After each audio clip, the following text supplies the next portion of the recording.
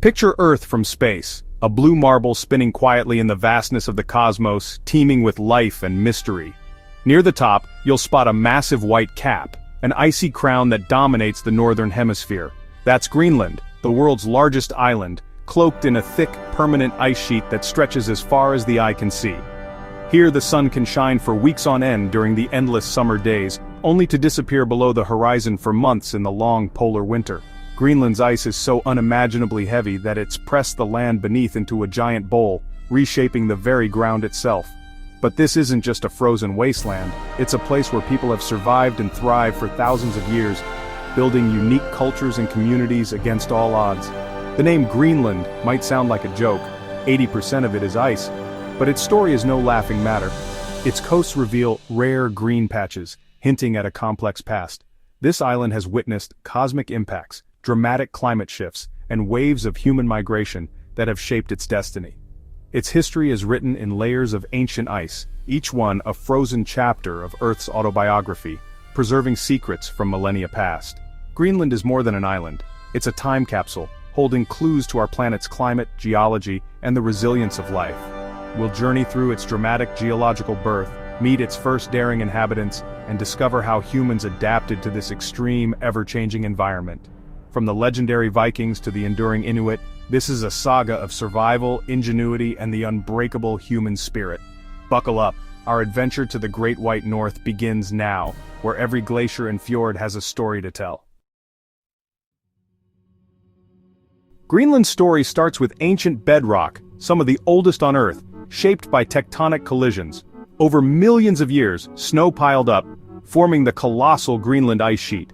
The first humans arrived about 4,500 years ago, the Paleo-Eskimos, true Arctic pioneers. They crossed from North America, braving the frozen Nares Strait. Cultures like the Saga and Independence Y hunted muskoxen and seals, using stone and bone tools. Life was a constant struggle against the elements, with small mobile communities following the animals. Their remains, tiny blades, bone needles, tell a story of resilience.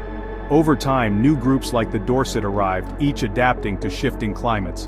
But Greenland's harsh environment meant populations sometimes vanished, leaving the island empty. Human settlement here was always a delicate balance with nature. The stage was set for the next chapter in Greenland's human drama. In 982, the Norse, led by the legendary Eric the Red, arrived from Iceland, braving the icy North Atlantic in their sturdy longships. Their journey was perilous, but they were driven by the promise of new land and opportunity. Eric named the island Greenland, in a clever attempt to attract more settlers, hoping the name would make the harsh land sound inviting and fertile. The Norse established two main settlements on the island's southwestern coast, building sturdy turf houses to shelter themselves from the Arctic winds. They raised sheep, cattle, and goats in the coastal fjords, relying on livestock and farming to sustain their communities through the long winters.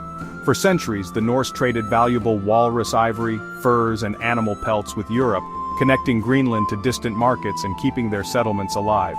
They worked hard to recreate their old way of life, maintaining familiar customs, crafts, and traditions from their Scandinavian homeland.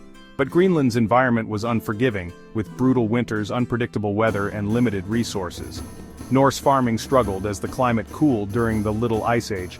Unlike the adaptable Paleo-Eskimos who had thrived before them, the Norse clung to European traditions, resisting change even as conditions worsened. By the 1400s, their settlements faded away, likely due to a combination of cold, isolation, dwindling resources, and competition with Inuit newcomers. Some starved, some left for Iceland or Europe, and some simply disappeared from the historical record.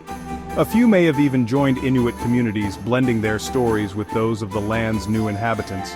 The Norse story is a powerful lesson in the importance of adaptation and learning from the environment. In Greenland, cultures that thrive are those that listen to the land, adapt their ways, and work with nature rather than against it. The Norse vanished, but the island's human story was far from over. New chapters were waiting to be written. Soon, a new wave of Arctic masters would rise, shaping Greenland's future for centuries to come. Enter the Thule people, ancestors of today's Inuit, arriving from Alaska and Canada. Unlike the Norse, the Thuli were perfectly adapted to the Arctic, thriving where others struggled. Their toolkit dog sleds for travel, kayaks for hunting, and harpoons for whales and seals. They understood the sea was the true source of life, building diets and communities around marine resources. Thule homes were insulated, partially underground, and their social networks spanned vast distances. Spiritual beliefs connected them deeply to the land, sea, and sky. When Norse and Inuit met, there was some trade, but also competition. As the climate cooled, the Inuits' superior adaptation allowed them to endure while the Norse disappeared. The Inuit became Greenland's sole human inhabitants, their survival rooted in deep ecological knowledge. Their story is a testament to the power of adaptation and respect for nature. Greenland's human saga continued, shaped by those who mastered its extremes.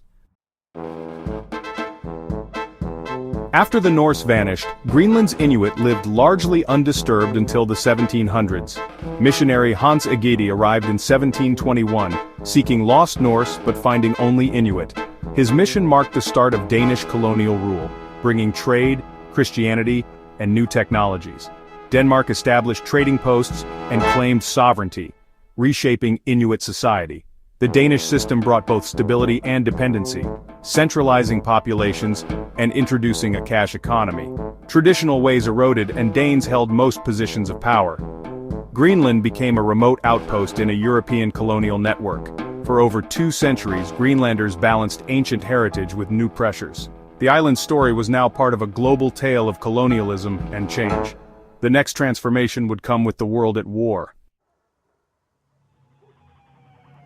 Greenland's isolation ended dramatically during World War II, when Nazi Germany invaded and occupied Denmark, Greenland's colonial ruler.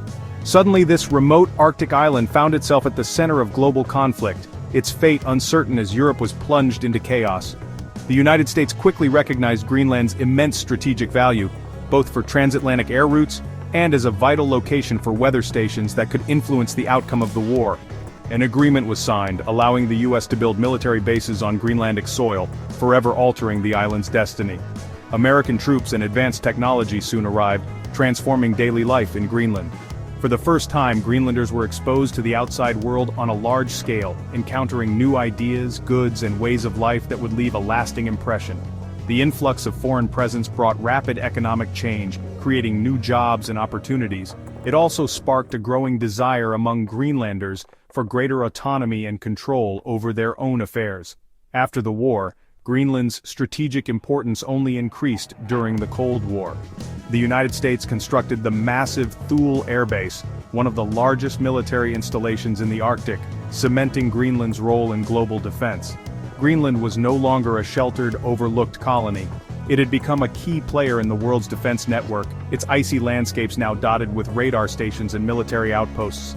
These dramatic events awakened a new political consciousness among Greenlanders, inspiring leaders and communities to push for self-determination and a stronger voice in their own future. The experience of war and the pressures of the Cold War forever changed Greenland's relationship with Denmark, setting the stage for a new era of negotiation and partnership. Greenlanders began to see the true value of their island and its resources, and started demanding a greater say in shaping their own destiny. The seeds of independence and modernization were firmly planted, as new generations looked to the future with hope and ambition. Greenland's journey toward self-rule and greater autonomy was about to begin, marking a turning point in its long history. The island stood on the threshold of a new era, ready to embrace its place in the world and shape its own future. After World War II, Greenland's colonial status felt outdated. In 1953, it became an official part of Denmark, but Greenlanders wanted real control. The Home Rule Act of 1979 gave Greenland its own parliament and government. In 2009, self-government expanded local authority and recognized Greenlanders as a distinct people. Today, Greenland is largely self-governing, with Denmark handling only foreign affairs and defense. Modern Greenland blends tradition and innovation. Nuuk boasts cafes and art, while hunting and fishing remain vital. The Greenlandic language thrives, and communities balance ancient customs with modern life. Climate change is melting the ice sheet, revealing resources and new opportunities, but also risks. Greenland stands at a crossroads: economic potential versus environmental cost. Its story is one of resilience, adaptation, and the quest for self-determination. From ancient bedrock to a changing future, Greenland's saga continues. The island remains one of Earth's most extraordinary places.